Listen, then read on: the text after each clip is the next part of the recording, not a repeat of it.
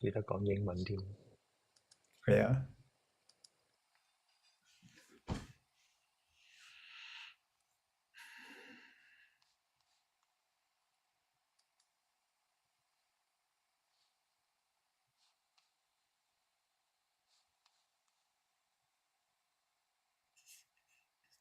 Welcome everyone. Welcome to our practice, English practice, meditation and Dharma sharing. Welcome, Venerable De Hong. So since we're going to start with meditation, I'm just going to very quickly turn over to No, Venerable De Hong.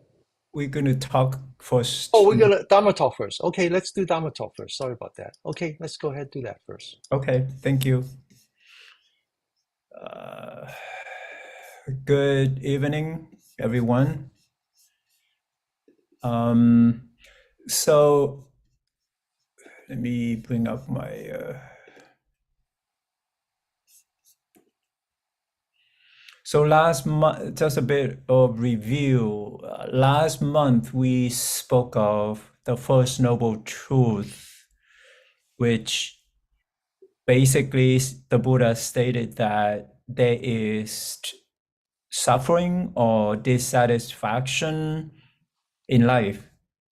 That's the right phrase. The incorrect phrase that a lot of people use is life is suffering, which is wrong. That was not what the Buddha said. He said that there is suffering, there is stress in life. So keep that in mind. I include this picture first because tonight we are going to talk about the Second Noble Truth, which refers to the root causes of our suffering. And it can mean either that we cling or we crave for pleasure feelings or rejecting unpleasant feeling. And also in modern society, we also interpret craving as an addiction, but in the Buddhist cosmology, it means hungry ghost, which is one of the 6 realms in this universe that we are in. And this picture is by Andy Rutman in his 2021 book titled Hungry Ghost. And it was done in the detail of this manuscript from 1862 in Wat, Chung Khel, in central Thailand. So just a bit of review from last month. The Buddha spoke of that birth is suffering, aging, death, sickness, sorrow, lamentation, pain, distress, and despair. Association with the unbeloved, meaning that we have to experience with things or people that we don't like or dislike. I don't use the term hate. And separation from the love, meaning that we are separated from things that we love or people that we love. And not getting what we want. And all of these are the 8 different types of suffering. And this is literally due to our clinging or craving or rejection of the pain that we experienced. I hope that's clear. I hope that you guys have the time to contemplate on these 8 types of suffering so that you have a better understanding of your personal experience, because everyone is different. I mean, certainly for men, we don't experience birth, but when you think about how you were conceived, how your mom carried you, in her uterus for 9 months, or and how she struggled, and also after you were born, all of this to a mother was truly, truly suffering. Okay, I just want to point that out. But so, what is the second noble truth? Is what it means is that the second noble truth is the root or the origination of our suffering or stress. It means the craving that makes for further becoming, accompanied by passion and delight, relishing now here and now there. What it means is that we crave for sensuality, we crave for becoming, or we crave for existing, we crave for non-becoming, or we crave for non-existing. That's what the second noble truth means.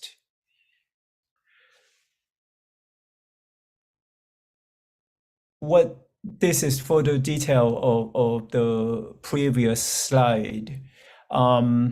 We crave for sensual desires, right? As you know, we in Buddhist psychology, or from the Buddhist perspective, including the mind, we have five senses. Like with our mind, we think about something that makes us feel good, or we constantly crave for information, ideas. Through our eyes, we crave to see things to beauty that are beautiful, or hearing, or smell, taste, and touch. Those are the craving for sensual desires. And then you have craving for being and craving for non-being. What this means is that, let's say, I'm going to go with craving for non-being, meaning that we crave not to exist, we crave not to be where we are, and similarly, craving for beings, that we crave to exist. I think the following slide will show that. But the other thing about the Buddha's teaching is that with each teaching, with each topic, we need to be able to contemplate and penetrate, meaning that we need to be able to fully understand in order for us to abandon the root causes of our suffering. So here are the slides that talk about more details. So craving for sensual desires. Anything that stimulates our senses. And because we come into contact with the external objects, let's say a sense of taste, or when it comes to taste, right? Let's say we drink something, alcohol, or wine, or coffee even, right? I was just told by my graduate student in psychology that drinking coffee is an addiction, and I drink coffee twice a day. So when we come into contact with external objects, and when it makes us feel good, we have a tendency to crave for more. And when we don't get it, that's when we might become agitated, or we would do anything to get it. That then is translated into addiction, which I will cover later. But here, when we constantly hooked, or constantly wanted more of what makes us feel good because of our senses, that's craving. And if we, or the other thing that we also experience, as humans is that we constantly crave for more. If we listen to one piece of music, one day we get tired of it, then we want more of something similar. That is craving because it gives us the sensual pleasure. Now, here, craving for being or craving for existing in Pali term is bhava tanha. Is here, it back during the Buddha's time, it was rooted in the belief of a permanent soul. Um, there was the belief that the ego existed in the body because at the time the religion in during the Buddha's time it was Brahmanism and the belief that when someone died he or she would become the soul would be united with the god of Brahma. That's what it means for to crave for being. And here, according to the eternalistic view, is that a soul is in the body. One has to be born again and again to practice the holy life. That was the belief during the Buddha's time. It may a lot of folks in modern time may also believe in that. And then here, craving for non-existing, which mean in Pali term is vibhava tanha, meaning that the person has this nihilistic view, which also the Buddha did not agree with, that in this life we're done, we don't have next life. That is the view. That's what it means for non-existing. So here, I'll go further with the craving, right? The Buddha basically craving is the ensnare that has flowed along, spread out, and caught whole, with which this world is smothered and enveloped like a tangled skin, a knotted ball of string, like matted rushes and reeds, and does not go beyond transmigration, beyond the planes of deprivation, woe, and bad destination. And here, the Buddha brought up 18 types of craving, internal and external. I don't have time to go through this, but what it is internal craving means that there comes to be, this is coming from internal. I'm here, there comes to be, I am like this, I'm otherwise, I'm bad, I'm good, etc. This is the type of craving, internal craving that one is thinking or making verbalization. And then there is also the external 18 types of external craving. I am because of this, or I am here because of this. And the list goes on to number 18.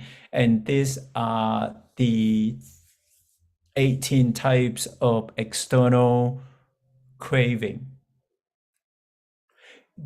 This is something I hope that you guys take the time to explore for your own benefit. Let's say, we have a tendency to lay blame on someone or others because of our suffering.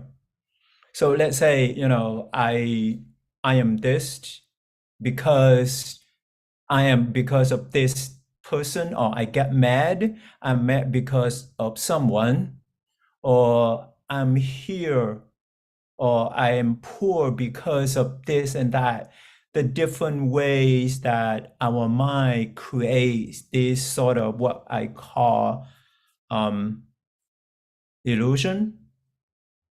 So for your own benefit, take some time to explore and investigate your mind, how your mind is constantly thinking, either internally or externally, which is here is a form of identification.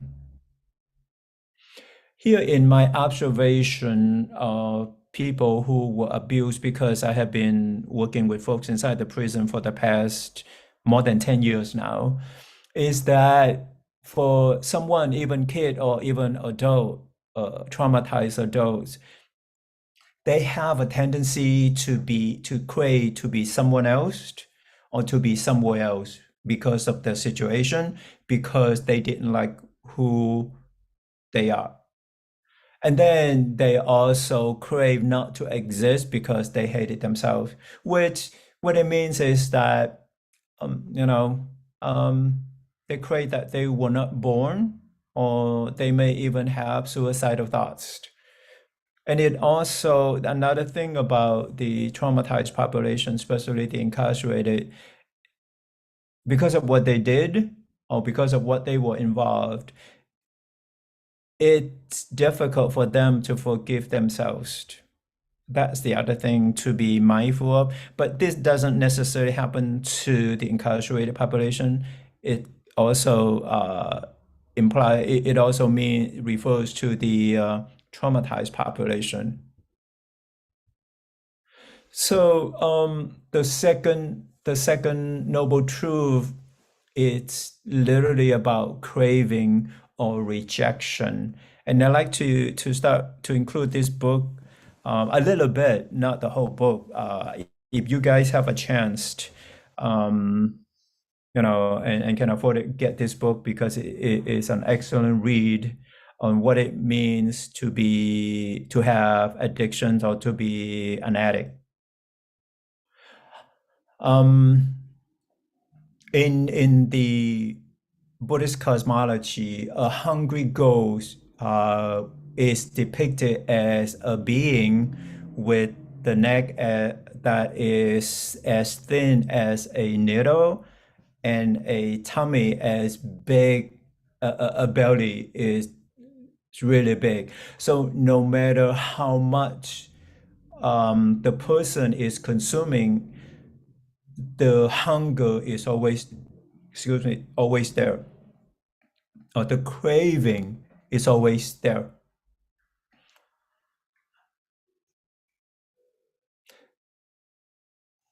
And here he said the aching emptiness is perpetual, because the substances, the objects, or the pursuits we hope will soothe it are not what we really need. And also the craving haunt our lives without being fully present. And here is the picture of a hungry ghost. So he started with he used a general definition of that this is by if I think from one dictionary, that addiction is a chronic neurobiological disease characterized by behaviors that include one or more of the followings: impaired control over drug use, compulsive use, continued use despite harm, and craving. Here is the definition by Dr. Gabor Mate. An addiction is any related behavior, substance related or not, in which a person feels compelled to persist, regardless of its negative impact on his life and the lives of others. Addiction involves compulsive engagement with the behavior, a preoccupation with it, impaired control over the behavior, persistence or relapse despite evidence of harm, and dissatisfaction, irritability, or intense craving when the object, be it a drug, activity, or other goal, is not immediately available. here, this is the definition of addiction by Dr. Gabor Mate. I think is quite relevant in modern society, in the current situation of the US as a country. And I just want to list some of the types of addiction that I have read about or exposed to. That I didn't realize that there are so many forms of drugs that are addictive. And then, of course, alcohol, gambling, shopping, food, sex, perhaps phone, the use of phone, and even coffee is considered addictive. Then people with addiction in the past or to today, they go to the AA 12 step. Usually the meetings are held in church, usually in the basement. I went to a few because I want to explore. This was back probably more than 10 years ago. But for a lot of folks who, because the way that the AA 12 steps were written, the use of the word God um, was implied, and that's probably why it was held in the churches. But for a percentage of population who didn't have a belief in Christianity, then here we have the Buddhist based AA. So in the past few decades, we have refuge recovery, which is in the form of the book by Noah Levine, Kevin Griffin's book, One Breath at a Time. And there is also Recovery Dharma that I was told by one of my colleagues. But I'd like to introduce this book, The 12-Step Buddhist by Darren Littlejohn. Is a really good read about his journey as an addict, and also because he was raised in a Christian environment, but he failed so many times, so he explored and went to and he turned to Buddhism. He started with Zen, and but it because in Zen, when it came to meditation, you sit in silent meditation, which didn't really work for him. So he turned to Tibetan Buddhism. It worked for him, and eventually, I'm not sure how many years it took him. He was able to go back to Zen Buddhism, which helped that he was able to sit in silence. That's what I read about in this book because I'm using this book in my Buddhist psychology class, Buddhist psychology and addiction, and I'm using this book. So if you know of folks who struggle with substance use, I highly recommend this book. He also it's not this book is meant to use as a supplement, not as an exclusive used. He also recommend therapy and yoga and some other activities.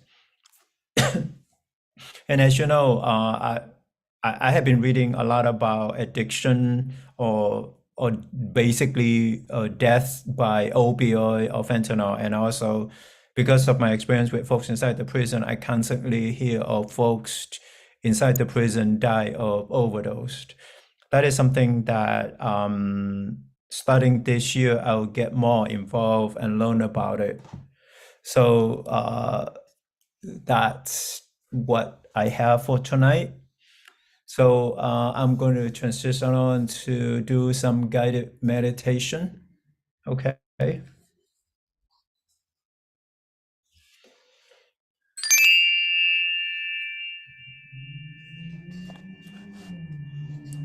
As you take your sit or whatever posture that you are taking. Take some deep breaths.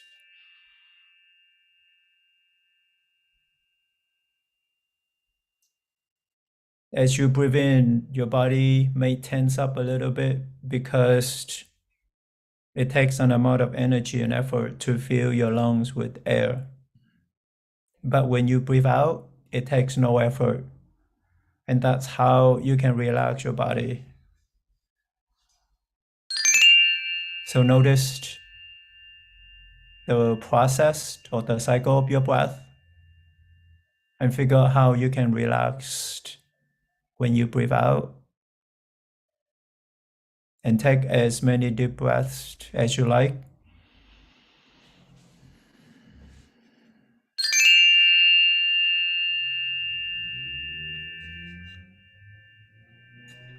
Once you're done, then allow your body to settle into your posture.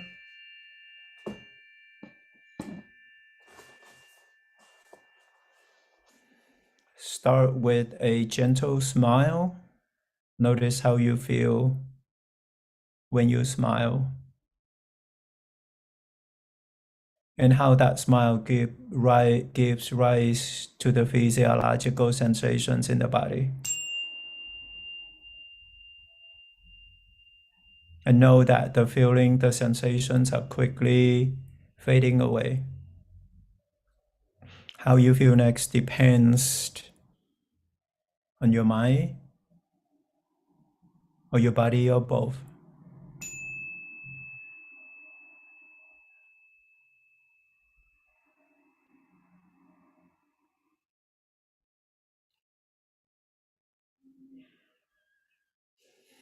Let's go on and do the sense door practice first. Let's first notice the environment around you, the spaces around you, the room temperature, and the amount of light that you perceive. Then check in with your mind, see how busy it is, or restless, wandering around, or both. And understand that your mind affects your feeling, your perception, your view, your attitude, your mood.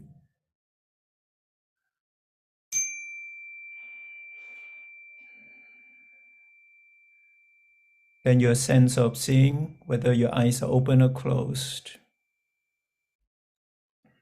Your sense of hearing, know that you cannot turn off your hearing consciousness. It's how you respond or react to what you hear. Then your sense of smell, your sense of taste. These four senses at the moment as you're meditating are at rest. That's important to know. Then your sense of touch in the body, just being mindful of the sensations, tension or pain that is constantly taking place in your body.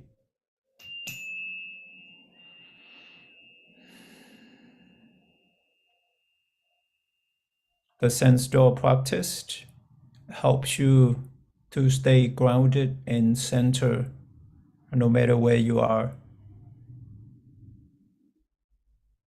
So you're not easily distracted or feel overwhelmed when you are being triggered.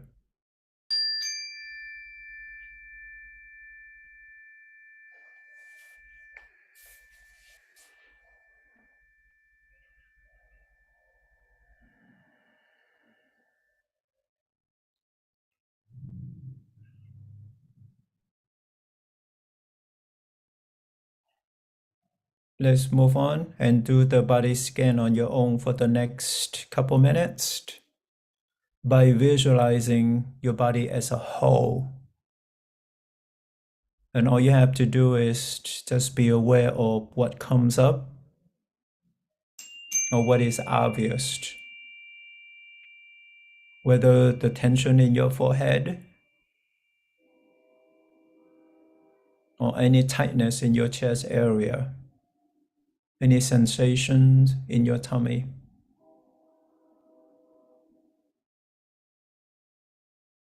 any tightness or tension in your neck and shoulders,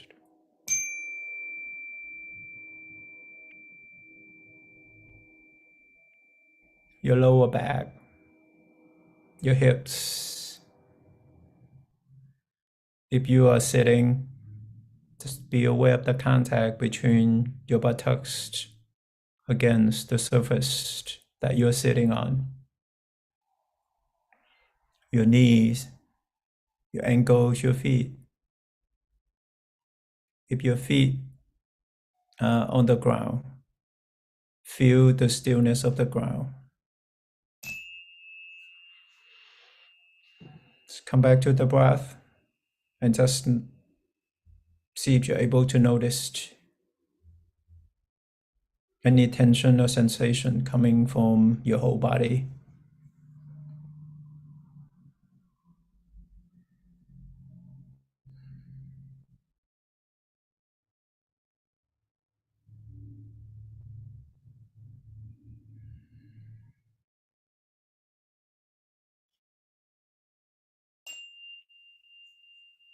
If your mind wanders away, patiently bring it back to the body.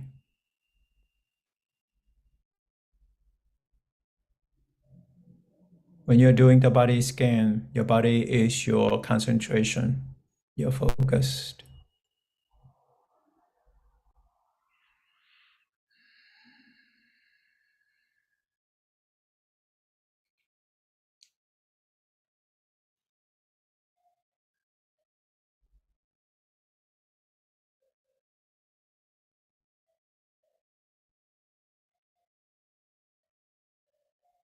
And be accepting your body as it is without wishing it to be anything else, and ignore the stories or the chatter about your body.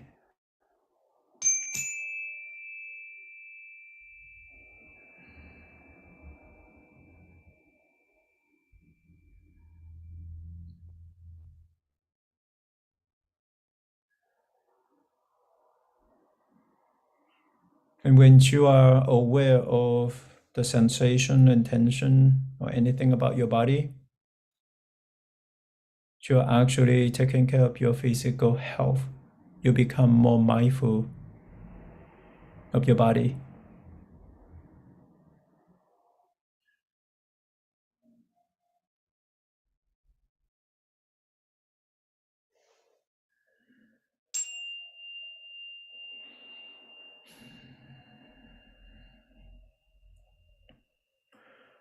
Then let's move on and bring your awareness to your breath.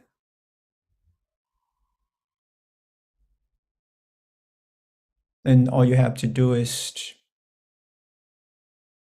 being mindful, being aware of your in-breath and out-breath.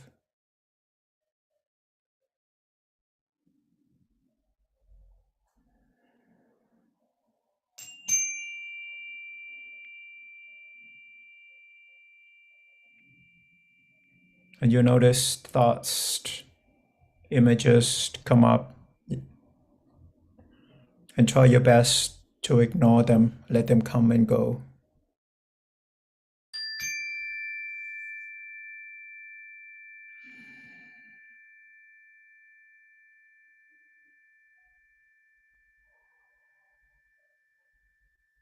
When your mind wanders away, patiently bring it back to the breath.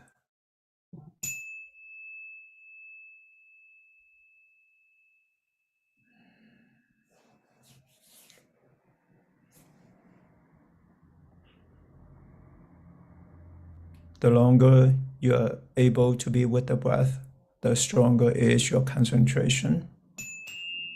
The deeper is your awareness or mindfulness.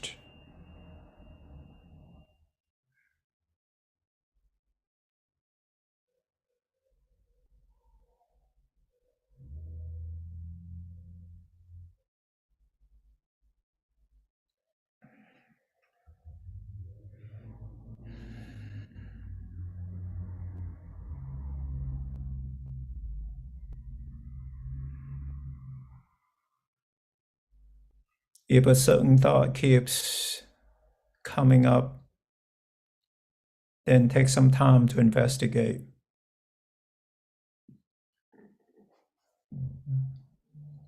See if you're able to figure out why this thought or image keeps popping up. And just be aware of your feeling. If the thought or the image affects your feeling, whether you feel good or upset because of it. And this part, we call it contemplation because you are investigating the thought or the image.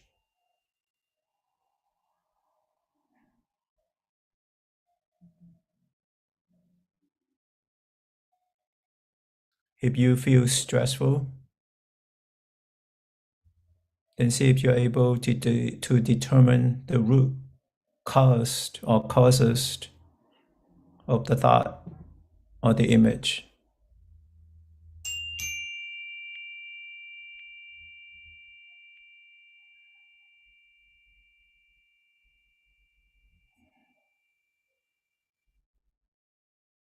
Being mindful means that you're being objective and critical as you look at, investigate this thought, this image.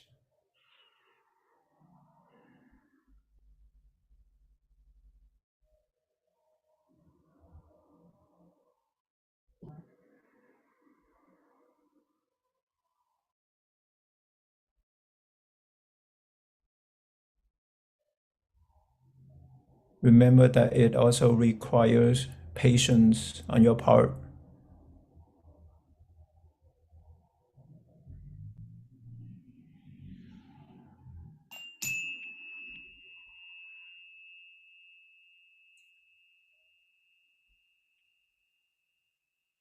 Once you figure it out, then let it go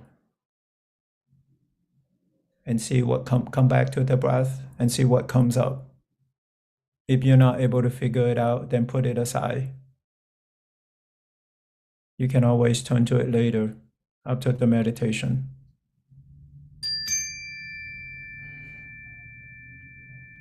Stay with the breath.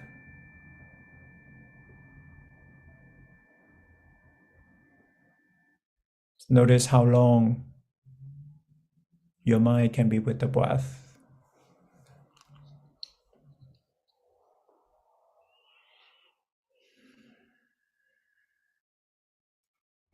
Try to maintain a smile to make it interesting for the mind to stay with the breath.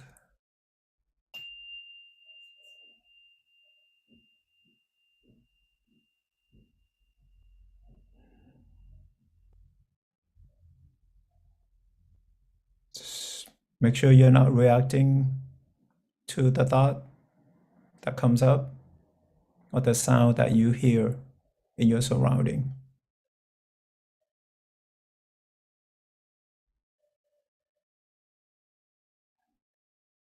Mindfulness means being present without reacting, judging, or engaging. You just take notice and let things be, let the thought be. It comes and goes.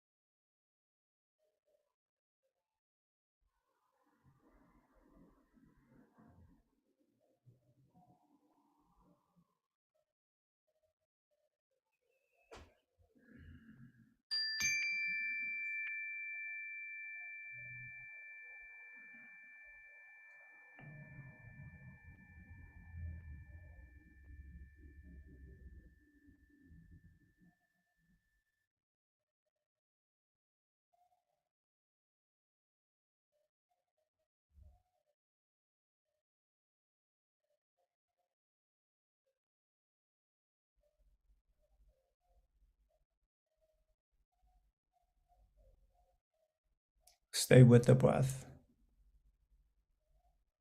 Every time you noticed your mind wanders away, patiently bring it back to the breath.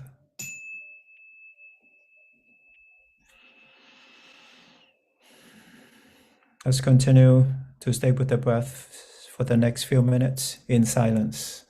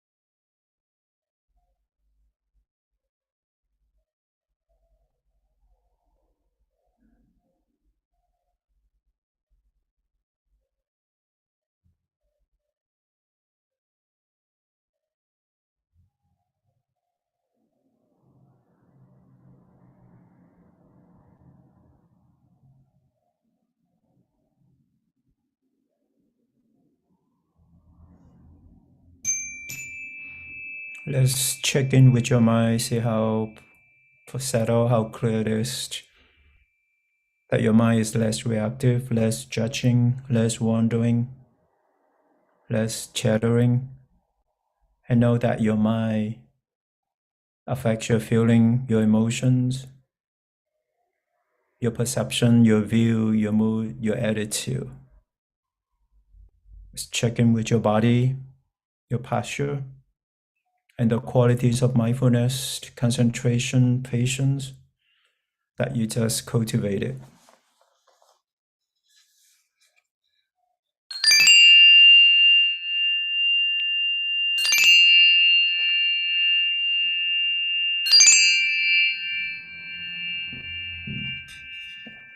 With that, I'll hand it over to Danny.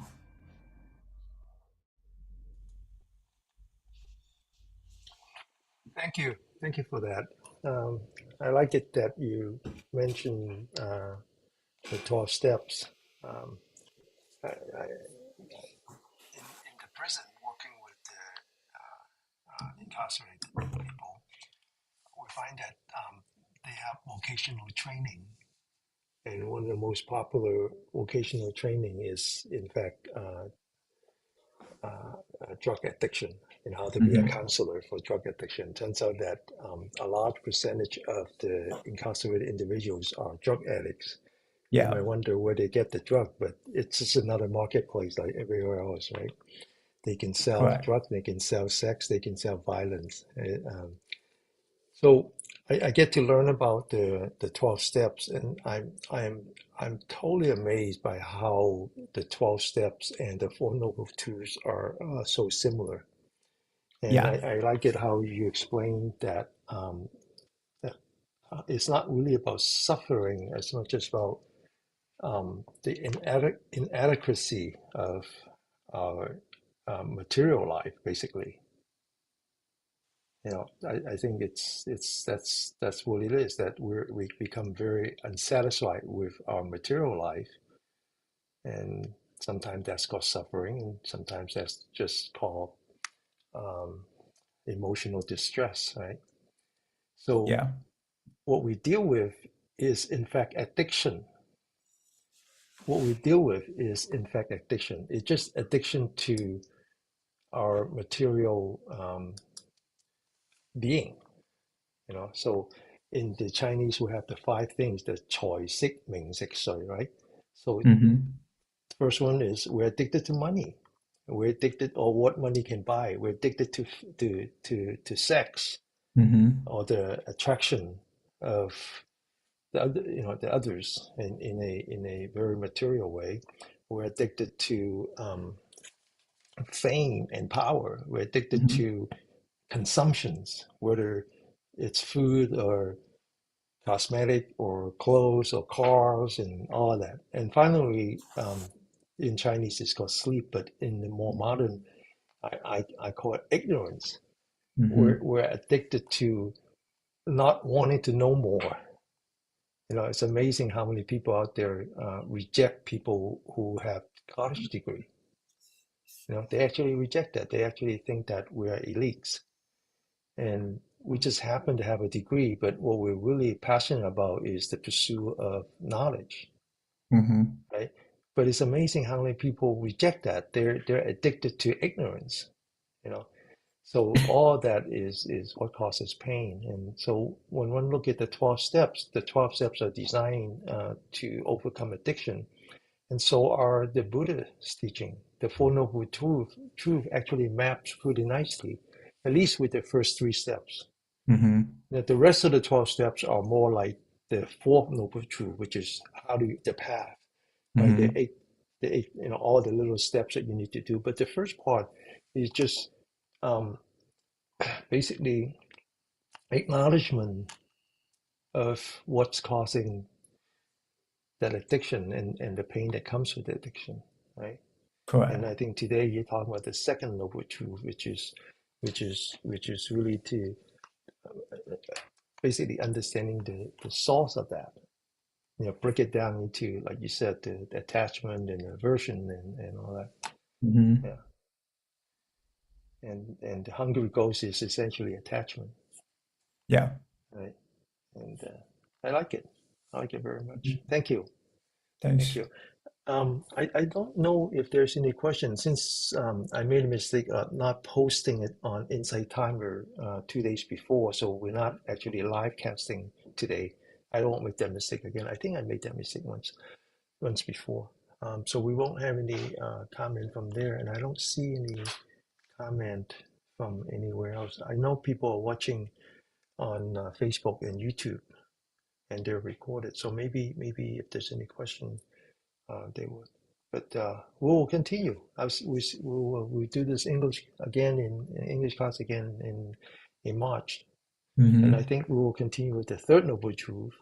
Yeah. Is that your point? Yeah. Mm-hmm. Hmm.